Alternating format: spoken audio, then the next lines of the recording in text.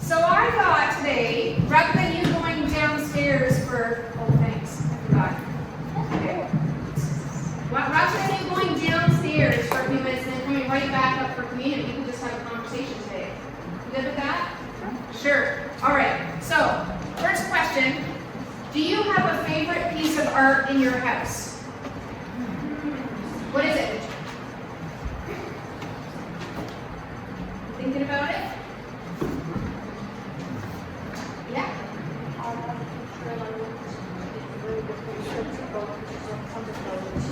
A picture of a lot of boats.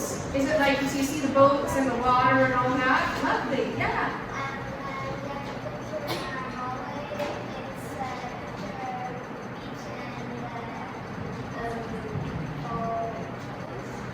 Beach and trees and all the things that are beautiful. Yeah. Well, my mom, she really likes trees, and she has a wall in her house with red trees. And those are like my favorites. There's one that she bought locally, and it's like the evergreen trees from Boston. Oh, a wall of paintings of trees. All different kinds of trees. How beautiful. Yeah. One year, my great grandma at the church, they would, for Palm Sunday, they would weave the palms, and they made these really cool weave like shapes, like almost like this, and then we have a milk jar. Oh, so the palm fronds that are woven, and you kept them from a Palm Sunday service before Easter, and then you kept them. That's lovely. So this is one of my favorite paintings. It's kind of stretched because I probably stretched it a little too high, but you seen this one before? Have you? No. What's it called? You know? You don't know this. Okay. Anybody know who painted it? You do? Leonardo da Vinci. Were you going to say that too? How many of you knew that? Yes, you knew that. Yeah, Leonardo da Vinci. You know anything about him? Yeah. What do you know about him? Yeah. He also painted. You've advanced my slides. He also painted the Mona Lisa. Yeah. Were you going to say something else? What else do you know about Leonardo da Vinci? Anything? So you know that yeah, sorry. He made a plane. Yeah. Yes. Well, he designed it, right? He didn't make it, but he didn't have the tools to make it. But he was the first person to design a flying, a flying design. Plane. It's kind of a plane, but not many things. Parachutes and stuff like that. Yeah. As well as he was he also an inventor, so he would invent things. Yes. Smart group. You are nerded. He was also an inventor. You're absolutely right. He was an inventor. And so he was a scientist, he was an artist, he was a botanist, he was an engineer. I mean, he was the Renaissance man. You ever heard of the Renaissance? Yeah. So basically it was a time in which all over Europe there were major cultural advances that meant that there was advances in philosophy and art and engineering and science. And it's called the Renaissance because Renaissance means rebirth. And it was like the whole world was reborn with these new ideas. And Leonardo da Vinci was the man of ideas. He was considered kind of the Renaissance man. He could do anything. Let's advance. That's him. Oh no, go back. That's Leonardo. Have you seen him before? Yeah. Yeah. Okay. Yeah. And so, okay. So if you advance the slide. Okay. So he was very famous. So he lived. First of all, he lived in the 1400s. So late 1400s, early 1500s. A long time ago. And he was famous for his notebooks. He had notebooks upon notebooks of inventions and drawings and things that he could create. So this is what some of his notebook pages look like. So here you go. I don't know what that is. Somebody tell me that knows. Yeah. A mill or something. Anyway, next slide. You can see in the middle there, they've drawn a flying machine. Now he has pages and pages of like this man in flight, right? And all kinds of things. Next slide. And he studied botany, so he advanced health and human health and science there. Next slide. of different inventions of his. Like, there's, you see a flying person up there. He's conceptualizing flight, and he's conceptualizing parts, and all kinds of things. So, next slide. And, what is this? So he didn't actually produce much. When you look at his whole life, like he had like 25, well, we know of 25 paintings. But of his paintings, he painted the two most popular paintings in the world. This one, the Mona Lisa, and the one we're about to look at. Okay, so that is the Last Supper. And the Last Supper is in a place in Milan, in Italy. It's in a convent, and this was actually made in the dining room. It would have been a dining room. What would you think it would be like to be a monk? And you're sitting in the dining room, and you're looking up at that. Because sometimes we think of the Last Supper as being a little painting, but it's actually 8 meters long. Oh. Yeah. And you're like eating dinner. You're eating dinner, and you're looking at Jesus there. Now, my grandmother had this painting in her house, and you know what the thing is? If you move the light a certain way, Jesus' eyes would follow you. And at first it freaked me out because it didn't matter where I was standing. It was like Jesus looking at me, right? And anyway, but I've come to really appreciate it. So anybody know what's going on at in this painting? Let's go to the next slide. Okay. Yeah. What's happening? They're eating. Okay. Anybody know that? Yeah. So they're drinking Jesus' blood and eating Jesus' body. They're drinking Jesus' blood, eating Jesus' body. Yeah. So this, you're right. So this is the moment. Leonardo was trying to capture the moment where Jesus sat down with his disciples at the Last Supper, and he said to them, "Somebody at this table is going to betray me. And I am not going to be with you any longer. And so we're going to do this Last Supper together. This is our Last Supper together." Anybody know that story? Who betrayed Jesus? Judas. Judas betrayed Jesus. So this captures, what Leonardo was trying to do is capture that moment where Jesus made the announcement, listen, somebody at this table is going to betray me, and it's going to be the end of my life, and this is going to be our Last Supper. So, have you ever really looked at art? Do you look at art? Okay, so one of the first things you do when you get to an art gallery or you're looking at a painting is you just sit there and you notice. You notice things about it. So let's just look at this. What do you notice? Anything? What do you notice about this?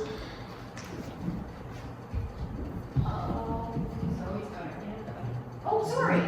Is it boring back there? Oh, you know what? There is that's actually a window. Oh, I think I meant the door at the bottom.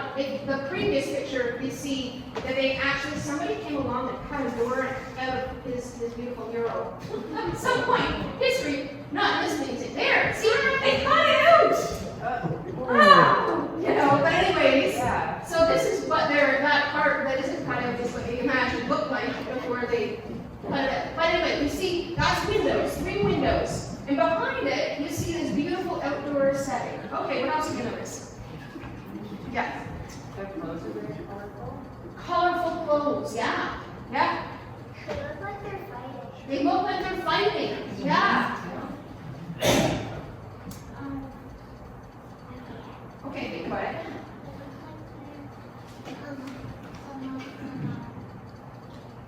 Looks like some of them are hugging. Oh, maybe. Yeah? Yeah, you're right, because somebody has their arm over here. Yeah. They look like they're cuddling. Okay. Yeah. Some of them are bald. I've never looked at this painting that way before. You're right. Some of them are bald. And that's interesting, right? Because at the time, it was kind of in fashion for men to have long hair, but not every man probably could have long hair. So it's probably quite accurate, right? Okay. What else? What else can you notice? There's a girl. Well, rank books, maybe, yeah. It's one of the disciples, but.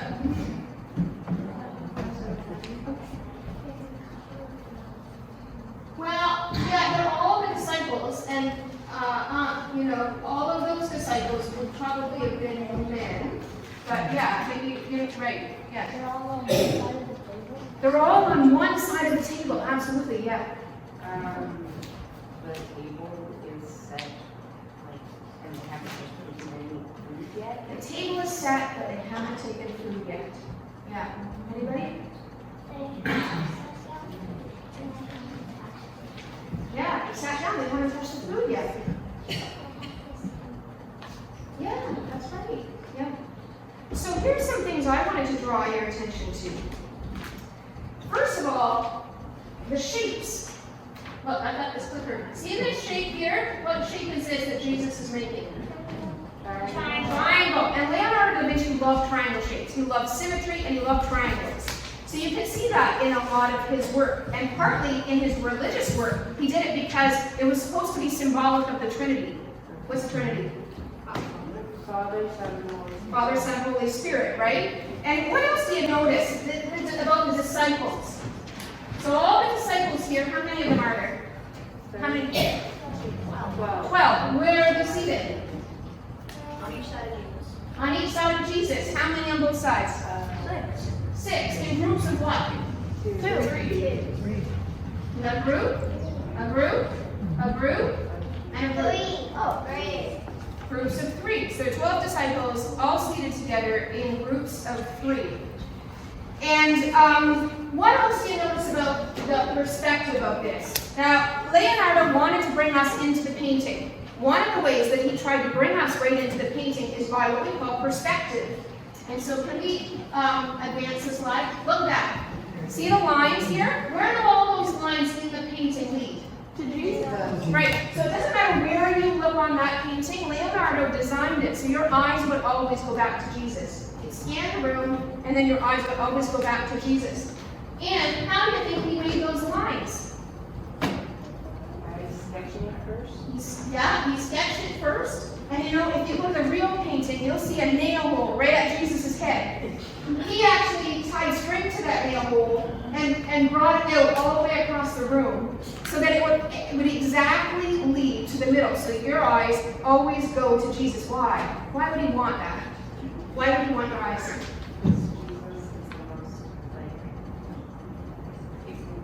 Choose to follow Jesus is the most important person. He's the most important person at that table. So you shouldn't be looking around. That's where your eye needs to be. Your eye is on Jesus. Okay, let's go to the next slide. So let's go back to the original slide here. All right. So you've got groups of 3s, and it's almost like they're teams huddling together. And they are not so much hugging, but they are wondering who among them is going to be the person that betrays Jesus. Because Jesus just told them that somebody's going to betray them, right? And they're trying to figure out who on earth would do that. And so look at them. Look at their reactions to that news. Reactions aren't good. Now, if you were Jesus and you found out somebody betrayed you to the point that you were going to die, would this be your scene? Because they're showing all this serenity around Jesus. That would be my scene. Like I'd want to, I should describe what I'd have to do if that were me. But he is surrounded in serenity, right? And so you've got all of these disciples around him trying to figure out who on earth would do this to him. So here we go from left to right. This guy here, that's Bartholomew. All right, and he's sort of looking, like he's leaning in, going, what the heck is going on here? And then you've got James, the younger, here. And he's sort of like looking startled. And you've got Andrew beside him. This is Andrew. That's the bald guy. You talk about. Okay. That's Andrew. And Andrew's like, what? And then you've got the next group. And you see who's this here? Guess who this guy is? That's Judas. That's the one that betrayed Jesus. And if you get really close, you probably can't see here. You get close though, you see that Judas is actually holding a bag of money. Because that's what he betrayed Jesus for. And you know how much he betrayed Jesus for? 30. 30! Like, 30 bucks! Can you believe it? So he betrayed the most beautiful person in the world for something cheap. Like 30 bucks, right? And then beside him, I'm going to get back to Judas in a minute, but beside him, here we go. Who's this? Peter. Peter here, he's angry. When you get up close, he's holding holding a knife behind his back, and he's like, I'm going to kill whoever did this. And then I think this is, wait a second, this is, John here. And John's just like in heart failure here. He's like having a hard time. Then there's Jesus in the middle. Then you got Thomas. Thomas is over here. He's got his finger up. Do you know the scripture about doubting Thomas? What did doubting Thomas have to do when after the resurrection to prove that Jesus was alive? Jesus finger showed in the holes in his hands. Jesus? His feet. Yeah. That was actually So Thomas said to Jesus, I'm not going to believe you're alive unless I can put my finger in your wound. Right? So a lot of time you see Thomas in pictures, like religious pictures with his finger out. And that's what Leonardo did too. All right. So then you got James the elder here, just opening his arms in surprise. And then you got Philip. That's right. Philip is like, could it be me? It can't be me. I wouldn't do that. And then you got this whole other group here, Matthew, Thaddeus, and Simon, and you can see that they're trying to figure out what the heck is going on too. So, if you took out their faces and you just looked at their hands, you would probably know the emotion of the story, right? Because it's so expressive. And that's one of the things that Leonardo did differently than everybody else. The other thing is if you get a close-up of Judas here, he's knocking over salt. And salt knocked over was a symbol of betrayal at that time. And all of the things that you see on the table are all symbolic. Like, for example, there's herring on the table. And that in Italian was similar to a word about denying faith. So Leonardo was telling the whole story, not just in the picture as a whole, but all the elements in it. Now, where do you see light and where do you see dark in this picture? Pardon? Dark at the bottom, under the table, because there's shadow there. Yeah? Where else? the light is Jesus is right behind Belinda, so there's light. Yeah, so you can light right around now. In the time, it was common to draw the Last Supper with halos, everybody wearing halos, but Leonardo doesn't do that. Instead, he puts light behind Jesus, and it's like he's telling us that even though this worst moment of his life is happening, he's calm. And that itself is divine, to be that calm in the midst of that, right? So there's light here, and where do you see shadow? Yeah. Yeah, the edges of the painting, and where in the painting do you see shadow? At the back, yep. And you also see shadow around Judas, so you can hardly make him out, right? Lots of shadows. So that also is a way that he's using light and shadow in the painting to tell a story. There are also shadows in the little doorways. Yeah, yeah, shadows in the doorways, you're right. Yeah, yeah. Can you advance the slide? Okay, now to the next one.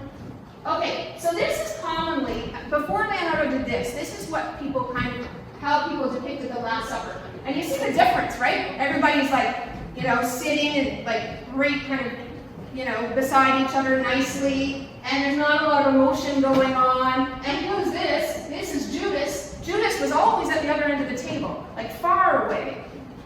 All right, so if we go to the next slide. Okay, go back. Can you go back? Okay, go back one more. So Judas was always at the end of the table.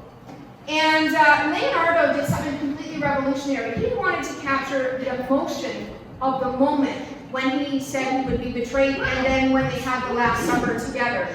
And so he focused on emotions like no other painter did. He really tried to capture that. It took 3 years for him to do this painting.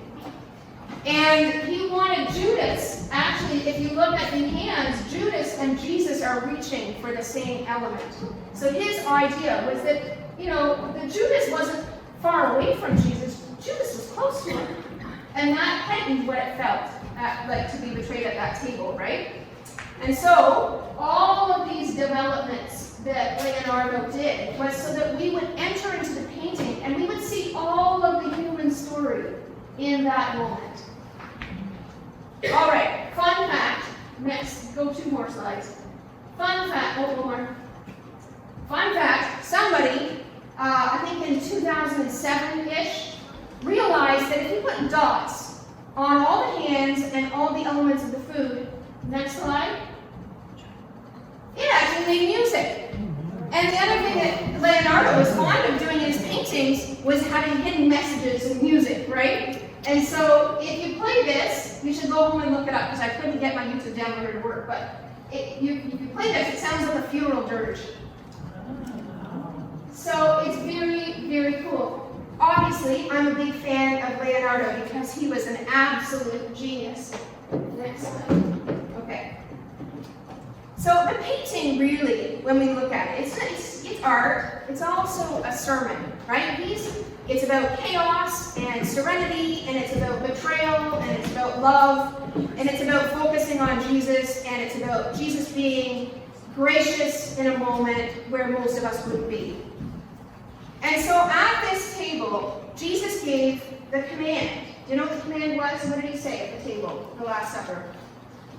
You know? He said somebody's going to betray him, and then after that, what did he say? The Last Supper I'm going to have with you, and after that, what did he say? He said, take this bread. This is my body broken for you. And when you eat it, remember me. And this is the cup poured out of my blood. When you drink it, remember me. And do you know what? A long time ago, a lot of people heard about Jesus saying this, and Christians, the early church Christians actually doing that, breaking Jesus' body and blood. And they actually thought that they were eating people. So a bunch of people were killed because all those Christians were supposedly eating people in secret.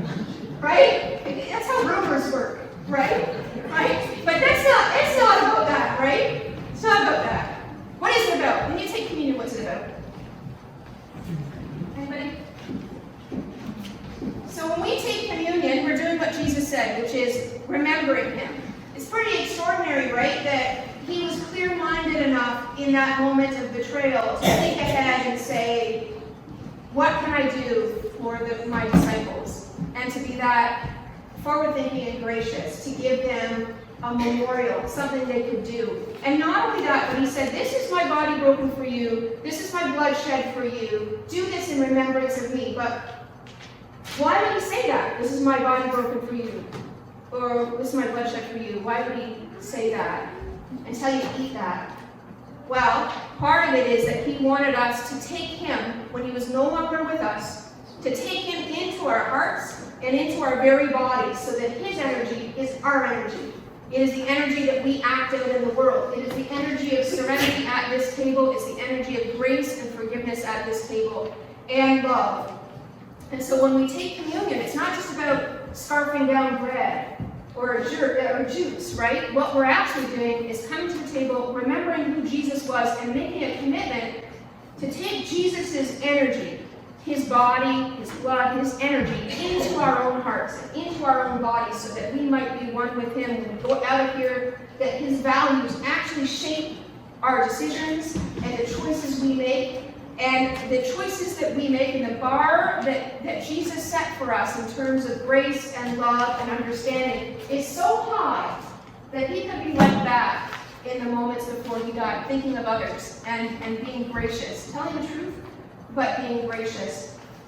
So for 2,000 years, we've been telling this story of Jesus, and we have been sharing this communion. We are communing with Christ at the table today. And so the other thing that's kind of neat about today is that today, Christians around the world, not just in our own communities, but all over the world today, are going to be eating at this table and remembering Jesus, because we believe that together we have shared values with Christians all over the world. If we were actually living what Jesus taught, we would save ourselves and save the world. And so that's partly what we're doing today. So you guys can go back to whoever you came with, your parents or whoever you came with, and we're going to sing together, and then you're going to help us celebrate communion. Okay? All right.